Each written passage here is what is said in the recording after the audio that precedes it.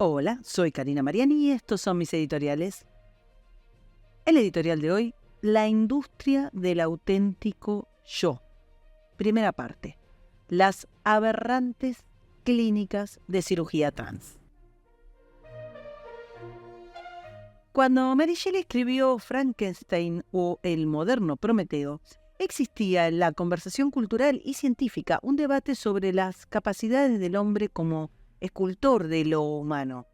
Su novela va un poco más lejos que el mito griego, dado que Prometeo es castigado por los dioses, mientras que es su propia criatura la que se vuelve contra el Dr. Frankenstein.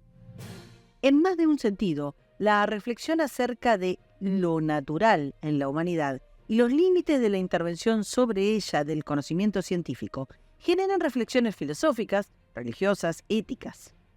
También se generan leyes, dado que las sociedades suelen querer reglamentar la forma en la que conviven con los alcances de los procedimientos que tienen como objeto el cuerpo humano. Durante los frenéticos primeros años de la Revolución Industrial, el desenfreno de los experimentos de Víctor Frankenstein y su monstruo representaban la corrupción de la idea misma del progreso científico. Pero el siglo XXI ha avanzado un poco más en esa deriva. Lo que se busca no es crear un humano, sino encontrar al humano auténtico atrapado en un error de la naturaleza. El Frankenstein de este siglo deberá hurgar entre las carnes de las personas hasta encontrarles su auténtico yo. Hace pocos días se publicó la noticia de un canadiense que, identificándose como no binario, demandaba que el Estado canadiense le financiara una cirugía que solucionara la dicotomía de sentirse el mismo de ambos sexos, mientras que en su cuerpo solo había órganos sexuales masculinos. El procedimiento que reclama el canadiense consiste en crear una vagina y al mismo tiempo mantener su pene funcionando. Esto que estamos relatando, dentro de muy poquito tiempo, va a convertirse en un derecho avalado y promovido por los gobiernos. En los documentos judiciales al paciente canadiense se lo llama KS y no se identifica con un solo género, sino literalmente con lo que él llama una mezcla. Razón por la cual someterlo a una cirugía de cambio de sexo binaria podría considerarse, según el Código de Derechos Humanos de Ontario, una terapia ilegal de conversión y una violación al código de estos derechos. Si la justicia falla a su favor, el señor va a ser operado en una clínica especializada en Texas. El señor KS considera una discriminación que se le realice una vaginoplastia normal, debido a que una vaginoplastia incluye una penectomía. En cambio, el proceso que el señor KS solicita, y que está avalado por distintos grupos de derechos LGBT, sostiene que la vaginoplastia es excluyente y discrimina a las personas no binarias por su identidad de género. Según documentos judiciales, KS sufre de disforia de género desde que era un adolescente y su endocrinólogo en Ottawa escribió una carta apoyando la solicitud de la cirugía diciendo lo siguiente, abro comillas: es muy importante para KS tener una vagina para su interpretación personal de su expresión de género, pero también desea conservar su pene, cierro comillas. Al parecer, este tipo de intervenciones basadas en los múltiples deseos de las personas con disforia de género son actualmente una rutina.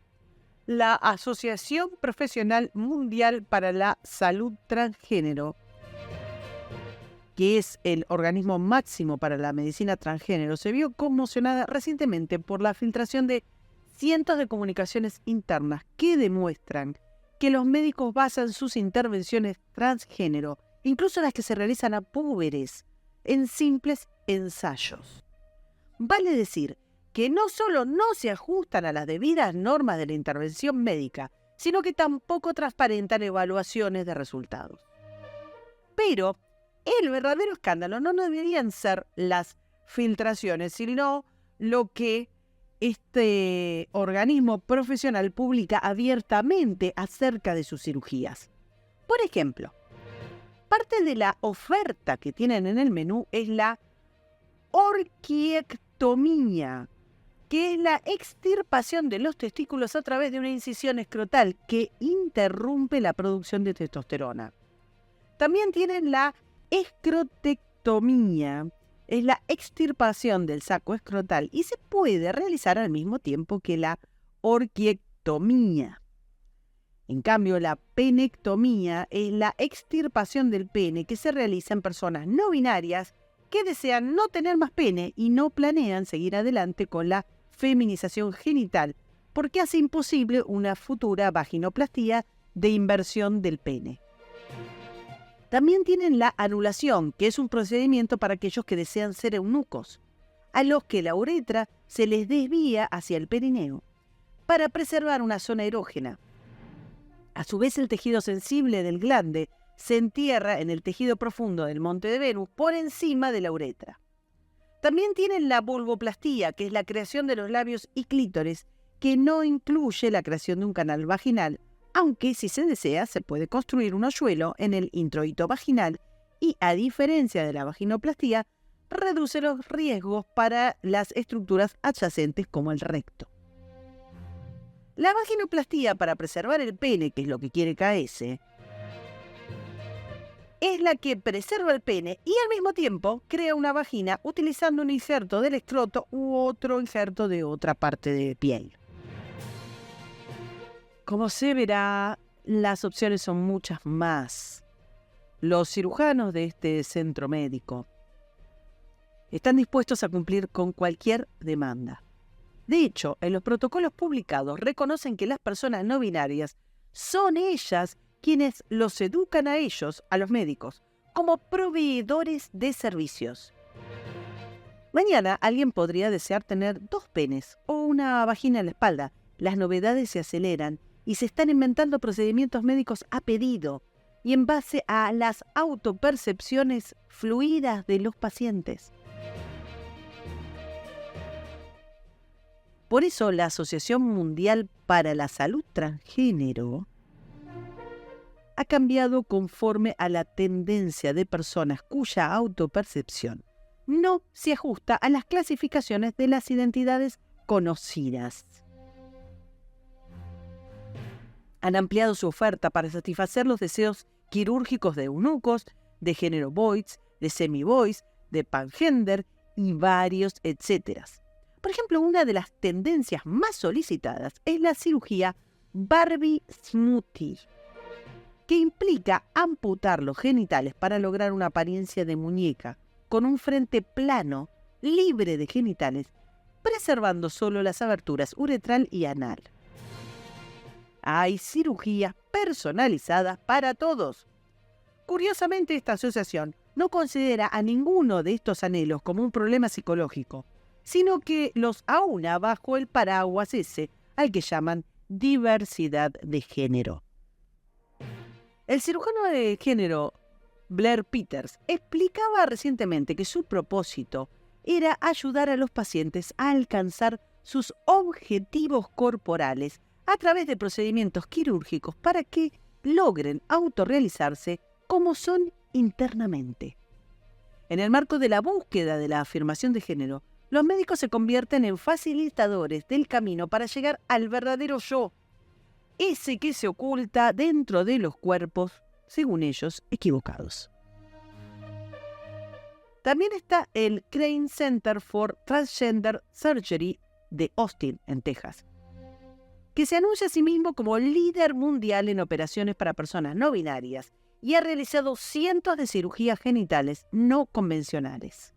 Su director, el Dr. Curtis Crane, se jacta de que no existe una solicitud quirúrgica que no haya podido cumplir. Las intervenciones son ampliamente criticadas por las asociaciones médicas, pero los grupos de lobby LGBTQ dice que benefician a la salud mental de los pacientes. Este atajo es la clave para que el paciente canadiense con el que empezamos, el señor KS, y los que seguirán su ejemplo, exijan que los contribuyentes financien su cirugía porque beneficia su salud mental.